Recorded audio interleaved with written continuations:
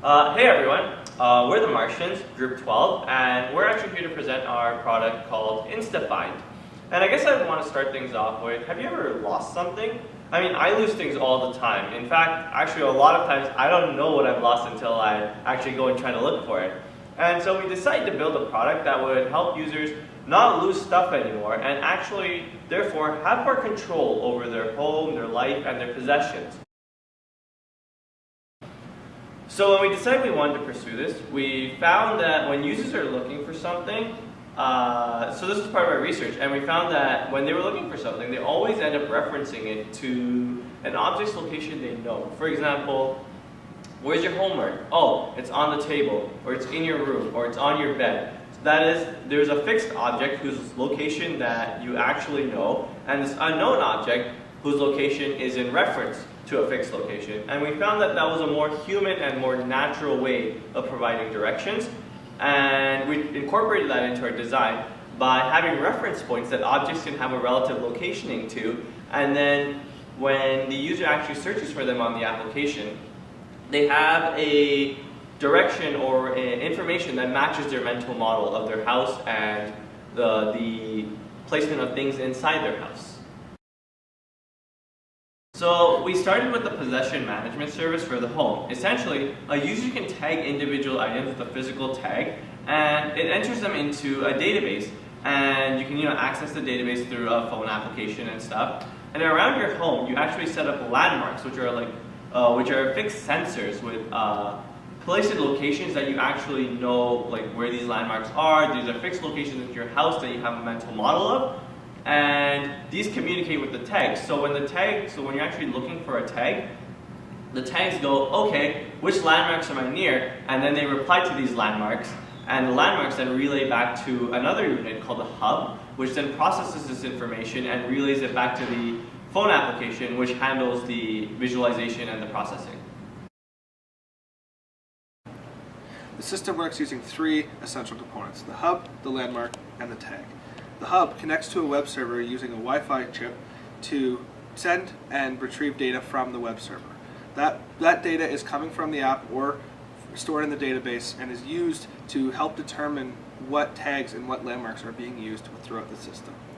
The hub also controls all radio communication throughout the entire system. So it tells the tags when they're allowed to communicate. It also tells the landmarks when it needs to respond. The landmarks themselves are very simple in design. They simply respond to radio communication from the tags and from the hubs, and upon request from the hub will respond with a yes or a no whether they picked up a tag.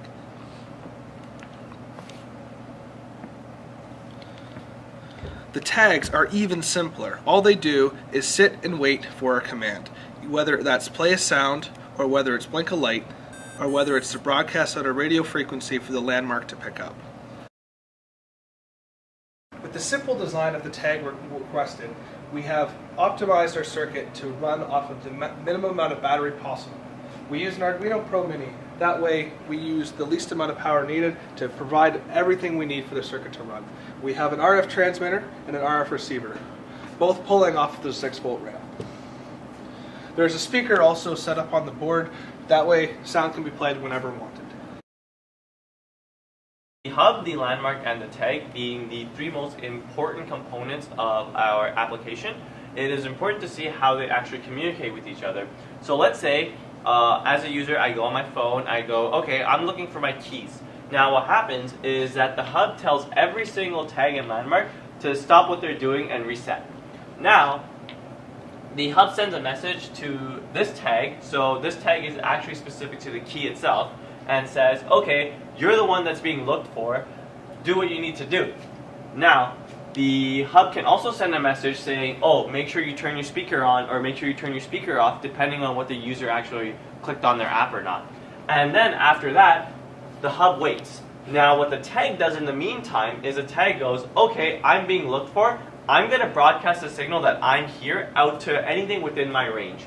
Now what landmarks do is landmarks pick them up and landmarks store that information. They say, okay, this is the last guy that talked to me, I'm going to keep that information on hold. Now, after the tag is done broadcasting, the hub actually goes and asks each and every single one of the landmarks what the last ID of the message they looked for was. So all landmarks that say, oh, the last guy that messaged me was the tag with that specific ID, the hub now knows that that landmark is actually within, that tag is actually within range of that landmark. So now what the hub has is a list of landmarks that the tag is within a range of, thereby providing a more precise location. For example, if the tag is here, there's landmarks here, here, here, and here that may have picked it up, but a landmark over there may not have. And now the hub knows this information and it relays it back to the application, so the user has a more defined location for their object. So Danny hid my calculator and my headphones all throughout the 6th floor of E5, but he said that they were near some landmarks, so I'm going to go ahead and give it a shot by using Instafind to try and find them. So over here is the main page of the application, which contains the 2 tags I'm looking for that have been registered, the calculator, the headphones. So I'm going to go ahead and try and find my headphones. So it says that they've been last seen at 5:36, so right now, near the Design Studio Black Lockers, but I don't actually remember where they are nearby, so I'm going to go ahead and turn on the sound, and let's go take a look. Okay, so near the Black Lockers. Okay, so I hear the sound. Okay, so that's where the landmark is. So, okay, so I think, alright, so my headphones are actually right here. Thanks, Dan. So I found my headphones, and I'm going to start looking for my calculator right now. So over here, I have my calculator. So I'm going to go ahead and click that, and it says, near the lost and found. Okay, so when I was last looking for it, I also had the sound on, and the application already remembered that. So I'm going to go ahead and start looking for my calculator.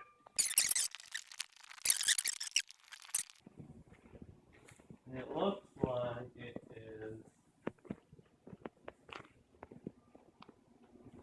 lost and found. Oh, there's my calculator right there. Oh, and I guess that's where the landmark for the lost and found was. So I'm going to go ahead and take this, and now I have all my stuff. Alright, so I guess the demo showed that with Instafind, you're able to find objects relative to landmarks over very large locations, such as the 6th floor of E5.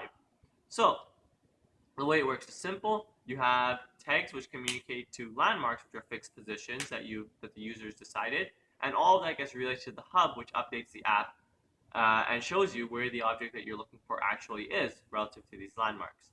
So it uses radio frequencies to communicate between the hub, the landmark, and the tag, and it uses a regular Wi-Fi server HTTP protocol to communicate between the hub and the application. And as long as items are tagged and within range of landmarks and hubs, you should have full control of your house and all the objects within it.